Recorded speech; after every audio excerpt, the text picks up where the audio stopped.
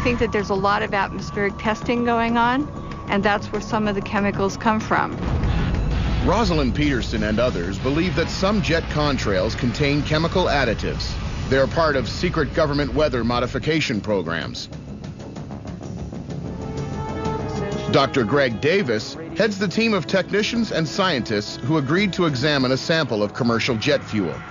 So what we've done is we've conducted a number of experiments to try and look for signs of things like aluminum being in the fuel. Look for differences between jet fuel that we bought commercially at the local airport here in Flint and kerosene, which would be a very similar fuel in terms of the fuel properties as jet fuel, but it would be clean, presumably, of aluminum. And so we've been comparing those two fuels.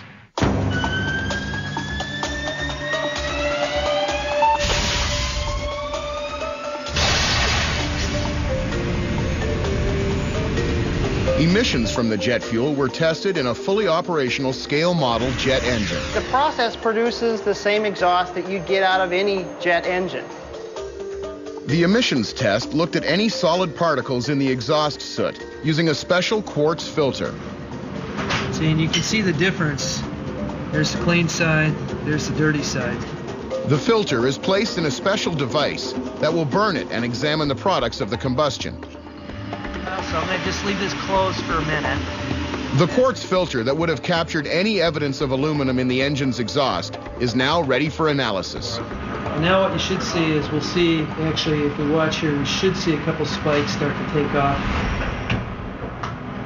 Well, the conclusions we found were pretty much what we expected when we started out, are that there's no significant differences between the samples of jet fuel we tested and the kerosene. If you look at that response, it is, essentially identical. As an additional test, Best Evidence asked the scientists at Kettering to analyze the exhaust gases emitted by our jet fuel sample. Some chemtrail believers suspect sulfur could be used in atmospheric cooling experiments that could help reverse global warming.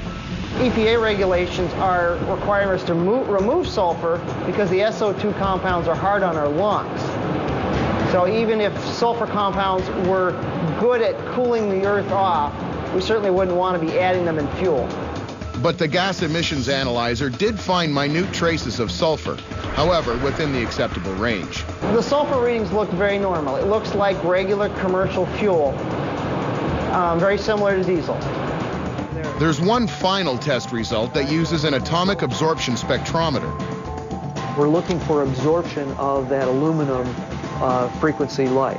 And that would occur if there was aluminum in that fuel. And we didn't see any significant difference there. You have to realize that we're measuring things on the level at parts per million level. Millions of dollars worth of equipment and the expertise of several chemical and mechanical engineers at Kettering University failed to locate the presence of statistically significant amounts of aluminum or sulfur compounds in our sample of jet fuel. The problem you have with all these experiments is we did use just one sample. Now, I will indicate we went right out to the airport. They didn't pull some special sample for us. It was just standard commercial grade fuel, aviation fuel. But people are always going to argue the fact that, well, that's just one sample. So maybe they're not doping the fuel here in Flint, Michigan. If no one is doping commercial jet fuel anywhere else, and additives are not responsible for higher levels of aluminum in the atmosphere, then chemtrail believers say it could be coming from military jets. The United States Air Force releases tons of aluminum-coated fiberglass called chaff over California and other states. This form of aluminum is injected directly into the atmosphere by military aircraft. Could it account for the higher doses of aluminum that chemtrail believers say accompanies unusual aircraft activity? We'll investigate that on Best Evidence. Best Evidence testing at Kettering University in Flint, Michigan, of liquid and engine emissions for commercial aircraft revealed no significant traces of either aluminum or sulfur. These substances are often cited by people who believe normal jet contrails are actually laden with experimental chemicals. Looking up from ground level, we can observe chemtrails that are much different from the normal condensation trail. The visual evidence is mounting, and with it, the chemtrail believers' concerns have grown. What the scientists at Kettering University tested was commercial jet fuel. The United States Air Force did not grant Best Evidence's request for a sample of the high-performance fuel they use in military jet aircraft. And that, according to those who believe in chemical contrails, raises another concern.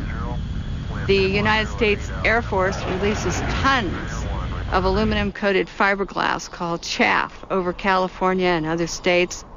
Chaff isn't an aluminum fuel additive. It's ejected from the underbelly of a military aircraft to confuse radar and avoid detection by enemy surveillance. They're like little needles coated with aluminum, and they're bundled together, and they have been used since the Second World War to produce artificial targets for radar. Chaff drifting in the air can also help scientists track wind currents. When it's released from an aircraft, these needles are so small and so lightweight they follow the air motion. So it's a very clever way of getting wind measurements in clear air. Chaff technology can therefore be used in tracking weather modification experiments. The Department of Defense just a year or two ago sponsored a workshop in Washington, D.C. on weather modification. So it makes you wonder if, in fact, the military is still continuing to address weather modification in their toolkit. And that's fine. I have no problem with that. For every convincing statistic and dramatic visual about something strange going on in the skies, there's a counter-argument from the skeptics that's equally persuasive. Whether anyone can be proven innocent or guilty, there's little doubt that the technology and the potential for chemical contrail experimentation does exist.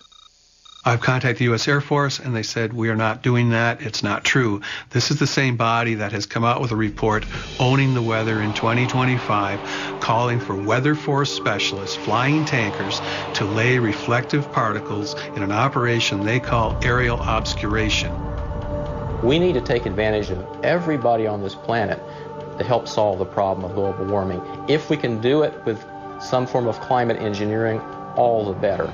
According to chemtrail believers like Rosalind Peterson, Dave Dickey, and Will Thomas, the evidence seems irrefutable. They're convinced that chemicals are being placed in the atmosphere using jet aircraft and their contrails.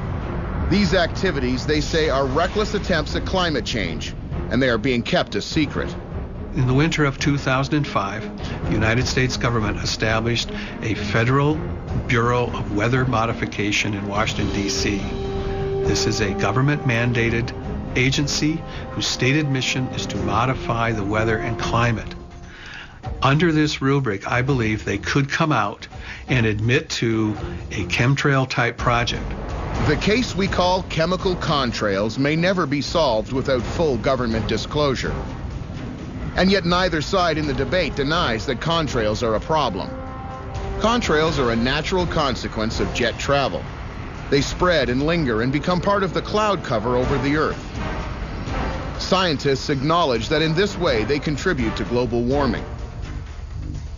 We don't have 100 years. We have maybe 20 years before we start seeing some of the serious effects of climate change. Eyewitness accounts, backed up by satellite images, prove just how widely contrails are blanketing the planet. But what isn't clear is whether any program is actually underway in our blue skies while the public remains in the dark. I would not be surprised to see in the next year or two, as public clamor increases for something to be done to mitigate the worst effects of climate change, that the U.S. government could come out and admit to this program. If we're not going to be able to come up with replacement technologies in time, we're not going to be able to regulate emissions in time, we're really left with taking these other extraordinary means. The goal is to reduce the warming of the Earth before the catastrophe comes.